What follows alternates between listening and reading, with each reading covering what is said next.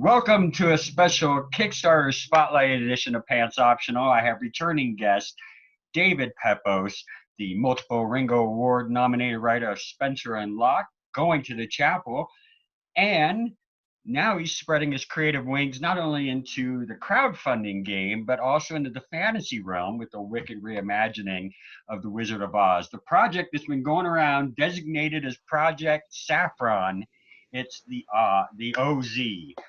David, welcome, first of all. Thanks for taking the time. Oh, it's my pleasure. I'm so excited to catch up with you and to chat with you about this book.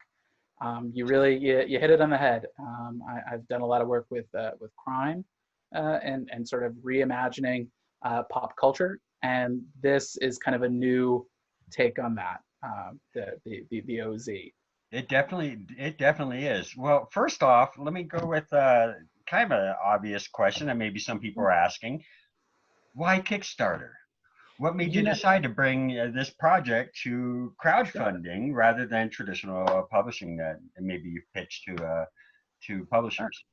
Well, so much of it, the way it's very counterintuitive, because the way that I've always had Kickstarter described to me is different people buy different books from different kind of marketplaces, and there isn't always a ton of overlap. People will buy books from their comic shop, or they'll only buy them from Amazon, or they'll only buy them at conventions. And Kickstarter is another one of those kind of submarkets.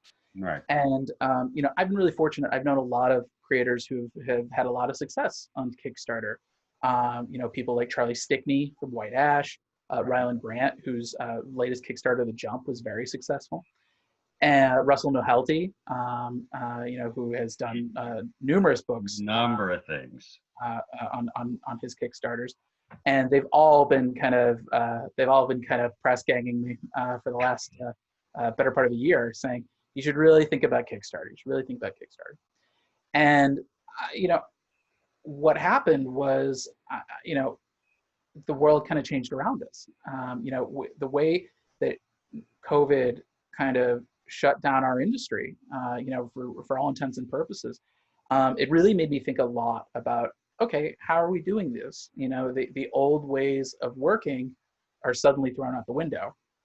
And, the OZ is a story that I've been working on for some time. I actually started work on this back in 2017 after the first volume of Spencer and Locke.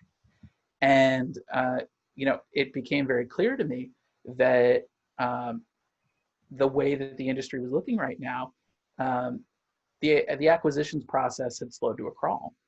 And I know that working with such talented creators like Ruben Rojas, Whitney Kogar, DC Hopkins, I've always said that with work that good, I'll be damned if I let it go unnoticed. And I just kind of had this epiphany that I said, this is the way to get the book out. This is the way. It's so easy, especially in comics, to have to wait for permission to create. And I've realized that that's never been how I've operated. With Spencer and Locke, with Going to the Chapel, I've always said, I'm going to make the book, and come hell or high water, this will happen. And it's just been very exciting to sort of get the ball rolling, because we've had our first issue set in stone for quite some time. Okay. The whole series is in fact written. So it's been a real pleasure kind of suddenly realizing that, the rest of the world is finally going to see what I've been sitting on all this time. It's been very exciting. And it's definitely going to be a good way to connect with your fan base that you don't get to now, with conventions on hold and signing appearances few and far between, if at all. Sure. Okay, so take us into this new world that you're creating, and this fantasy adventure that awaits fans with the OZ. Sure. Well, so the OZ is kind of like, what if Mad Max and the Hurt Locker took place in The Wizard of Oz? Awesome. I knew you had something. I knew you had if something meets something. Yeah. You're the pitch man.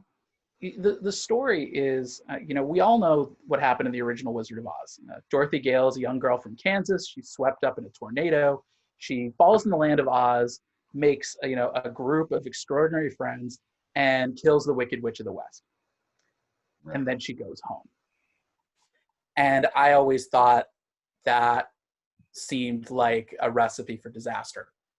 It's the building blocks of regime change. With no plan and no infrastructure left behind, Dorothy kills the Wicked Witch and leaves. And so the OZ picks up that when Dorothy left, Oz fell into this horrible power vacuum that devolved into decades of civil war. And so our story opens with Dorothy's granddaughter, who's an Iraq war veteran. She's struggling with trauma and disillusionment and guilt from her time overseas. And she's now back in Kansas after her rotation has ended. And she's been taking care of her grandmother, who's battling dementia. Dorothy. Yes. Okay. So she's been hearing all these stories of this kind of world on the other side of the rainbow. And she's always just thought, this is grandma just kind of telling tall tales. And this new Dorothy is going to discover, no, these stories were real. She's going to get swept up in a tornado and dropped into this otherworldly battlefield that is known as the occupied zone, or as the locals call it, the OZ. And so, it's going to be kind of our fun, action-packed, battle-heavy takes on some of these iconic characters. Dorothy, the Tin Soldier, the Scarecrow, the Courageous Lion, and a few other, hidden guests that will, Kickstarter backpush we'll get to meet in our first issue. But I thought, it was such an interesting way to continue some of the themes that I've talked about in Spencer and Locke, about trauma and sort of how do you face your pasts and your scars and your shortcomings, and how do you find purpose, meaning moving forward. And oftentimes that's through friendship. Oftentimes that's through a common goal and a greater good. And so seeing, how well the tropes of the Wizard of Oz kind of meshed so well with war and fantasy, and sort of these Mad Max kind of, larger than life battle sequences. This, I would say, is it's the most fun I've had in a very long time. I think it's some of my best work. And the thing is, I'm the weak link here. Working with Ruben Rojas, he's the best artist you've ever heard of. I'm so excited for this to be his big U.S. debut. Yeah, that was actually where I was going to lead with my next question. That you've tapped into him for illustrations, and how did he become the choice to draw out your fantasy epic? So like I said, this book has been a long time coming. Ruben and I connected sometime in 2018, and I saw him post on Twitter. Somebody was looking for artists, and I saw him post in response to it, and I was immediately blown away. I was kind of like, I don't know how this guy doesn't immediately get the gig. And so he and I talked for a while. I said, Ruben, I am in love with your style. Can we do a project together? And I actually had given him 3 different projects to choose from. I had talked with him about my upcoming book, Grand Theft Astro. I talked with him about the OZ, and then I talked with him about another book. And Ruben immediately gravitated to this one.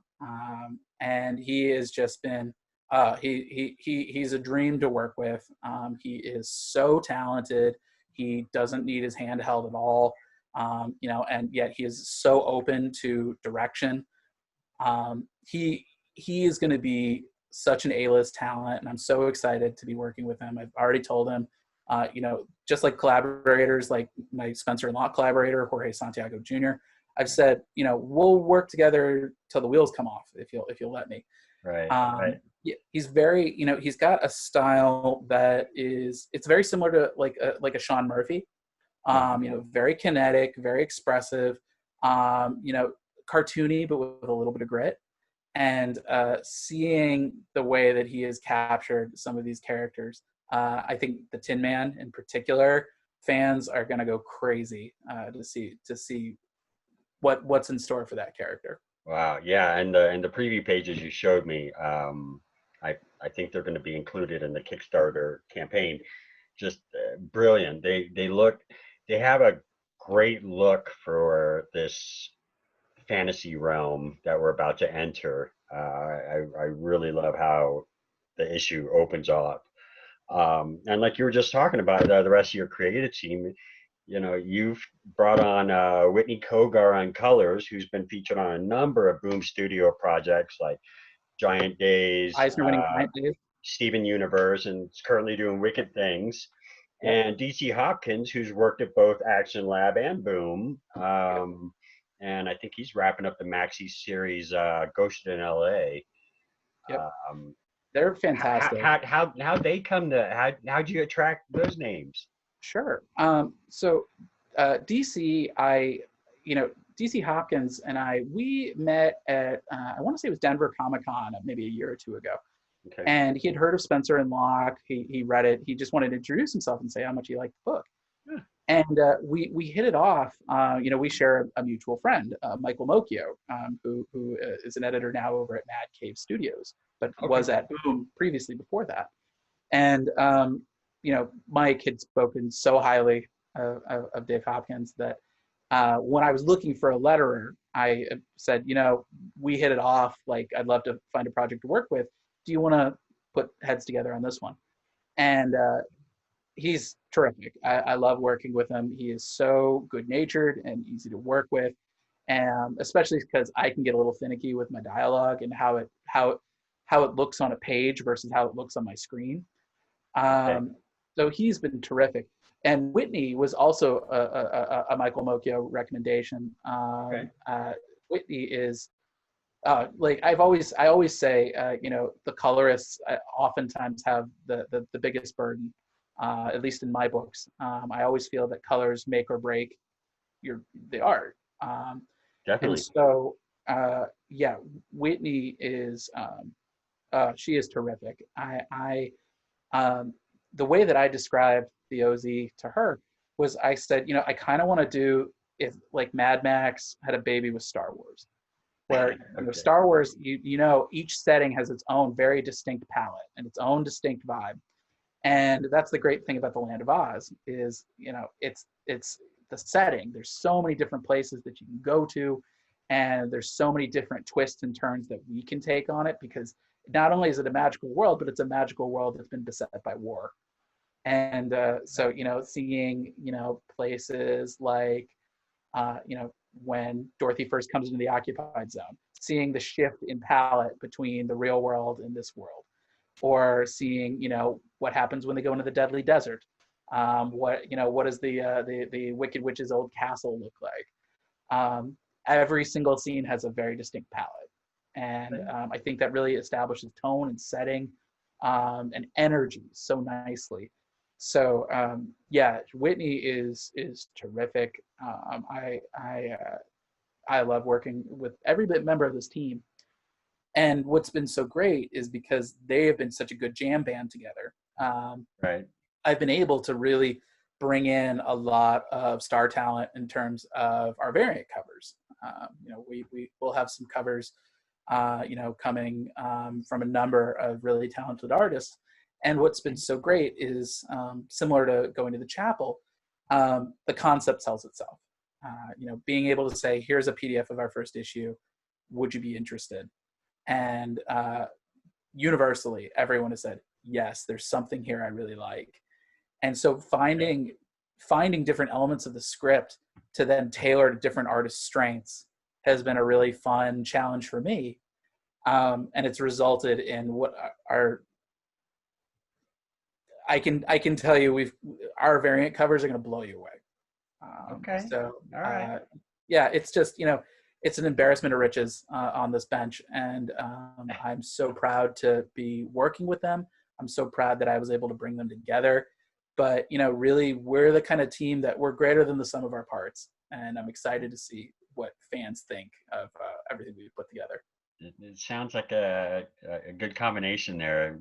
Hopefully a winning success for your campaign. And for your campaign, we were talking offline when you reached out to me.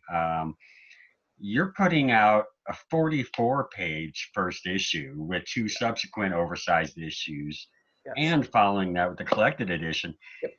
how different do you find the process of laying out issues with a much larger page count than a traditional comic book? And do you find there are benefits or detriments or maybe both in something of that Sure. size? Well, for me, for this book, with full disclosure, I'd originally written it as 6 standard-sized issues, and thinking about how to add value to a Kickstarter campaign, I realized that I got very lucky in the way that I've structured this book, is that it really does hit that kind of 3-act structure. It breaks pretty well over the course of 3 double-sized issues. And my mentality was, I've seen, for example, like the way Charlie Stickney has built his audience over several Kickstarters. Right. He's been so generous with his time and his advice over the course of me developing this. But seeing, it's a build-up strategy. At the same time, you don't want to push your luck. And so this kind of felt like solving one problem with another by saying, okay, we can, doing 3 Kickstarters to tell our story and a 4th for a collection feels completely reasonable, but it still allows us room for growth and also shows people who don't know me, who might not be familiar with my work, it shows that this is a pretty big value that you're getting for really standard Kickstarter prices. So yeah, putting it together in that sense made a lot of sense to me. It's sort of the most bang for the reader's buck, but also just for me as the creator, is it kind of lets me limit my infrastructure, but also still spread out the book in a way that doesn't kill my creative team, and doesn't have readers, getting too impatient for the next installment. So would you say that it kind of plays out like Act 1, Act 2, Act 3? Very much so. Okay. It's, and this was less by purposeful design and just, happenstance that, yes, issues 1 and 2 pair together really, the original issues 1 and 2 pair together so nicely that I had even been considering when I was shopping this around, saying, maybe we just do it as a double-sized first issue. So it works out really well for this Kickstarter, because yes, you're going to get sort of a very meaty story with each issue. I've talked about this in the past, that I try not to put out issues that are meaningless. I don't have the track record to put out filler. And on top of that, you guys, readers have limited amounts of money. Why would I put out something that you're just going to immediately forget? Sure. This I'm able to double down on it. Now it's sort of there. I'm able to have my cake and eat it too, where you get a really hard-hitting story, but you still have enough breathing room to have some character development, to have some really cool back and forth moments, some really cool action beats. And so yeah, this is the kind of story that was it's blockbuster size. Okay. So much of this Kickstarter is, the thing about comics in general, and it's every process of it. So much of it is academic until you do it. And so this is very much, I'm dotting my I's and crossing my T's and figuring out, okay, what could possibly go wrong? What could possibly not work? Account for it now. But once you sort of jump off the ledge, you just got to let gravity hold and make sure that you stick the landing right. You said you've been working on this for a while. What does it look like for your turnaround for this first issue after the campaign ends and funding clears? Where is it straight off to the printer? Do you still have a little bit left to work on? We're done with the with the first issue. We're done with all 44 pages. So it's ready to print. It's ready to print. It's just taking it to the printer, figuring out how much we need to print. But yeah, that part is done. Really, sort of the money that we're fundraising for this campaign, it's to cover our art and production costs and to cover our printer fees. And anything we get beyond that is just going to go towards the next issue, which everybody's working on right now. Right. The whole series, like I said, is written. This was I had it outlined, and I had the first 2 issues written before COVID struck. And when COVID struck, I hunkered down and I said, okay, the first thing I'm doing is finishing this book. So I finished writing the OZ within about a month of quarantine. Wow. Well, I know you've been busy. We talked about that, and for anyone who isn't on board, definitely check out. We'll put it down here on the bottom here to follow, get the Pep Talks newsletter, or to stay up on all the latest that David's got going on. He talks about all the projects that he's currently working on, his progress in that, things that he's reading. A lot of fun stuff in there. So yeah, so Project Saffron's been on the radar for a while now. It's good seeing it out. Now, similar to Spencer and Locke and going to the chapel, are you setting up any kind of social media accounts for the OZ? Yes, you'll be able to follow it on Facebook, Twitter, and Instagram at the OZ Comic. It's just one word. Okay. So yes, you'll be able to follow us. I'll be keeping those going as frequently as I can. Sure. And you can also follow me specifically on Twitter and Instagram at Pepose D. You can follow my Facebook at David Pepose Comics. It's just one word. So yeah, I try to get. There will be a lot of cross posting between all of these. You can't go wrong wherever you follow. But yeah, count on a lot of talk about this book because even if I wasn't the one writing it, I get such enthusiasm seeing this artwork that I'd be wholeheartedly standing for this book even if I wasn't involved in it. Well, and I think any fans of either your earlier projects and definitely the rest of your creative team are definitely going to be excited about it. Plus, you're getting that Kickstarter experience, that crowd interaction where it is a lot of, tweeting that you backed and just being able to share it across social media. So, yeah, I'm expecting the buzz to be going pretty well for you, David. I appreciate it. So much. People ask me a lot, "What do you have against your childhood?" with books like Spencer and Locke or now this. And my thought has always been that nostalgia is its own kind of innocence. It's a history. It's a time capsule of when we looked at the world when it wasn't quite so complicated. And so by taking those kind of iconic universal archetypes and then bringing them to sort of more morally complex fare, it's able to sort of take a deeper dive into these heavier issues because we all know who Calvin and Hobbes are. We all know who Dorothy is. And so by taking that kind of core character that we all know, that we all have history with, that we all share, sure, we can take a deeper dive into some of these things. But it's also in certain ways a safer dive because I think we all sort of, at least subconsciously, then recognize, everyone might have different histories and everyone might have different layers of intensity in terms of any sort of past traumas, but it's sort of that universal connection that, I'm not alone. And I think that's something that, I try to lock it in with all of my books to just sort of find what's the insecurity at the heart of these characters, what's the scar here.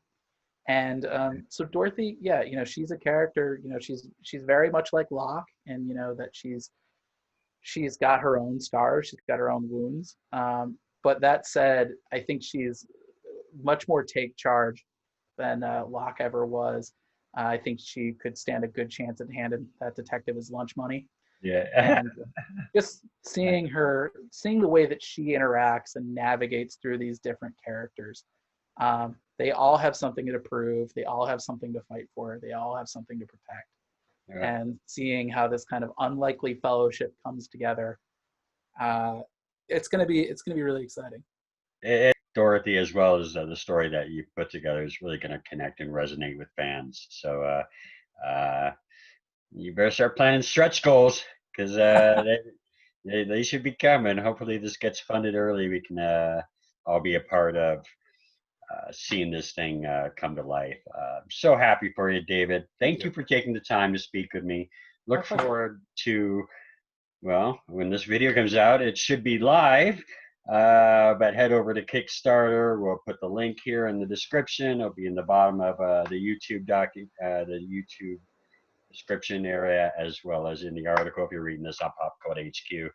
Once again, my guest today, David Pepose, acclaimed writer and soon-to-be crowdfunding guru. David, thanks for your time, man. Thanks for having me. I really appreciate it.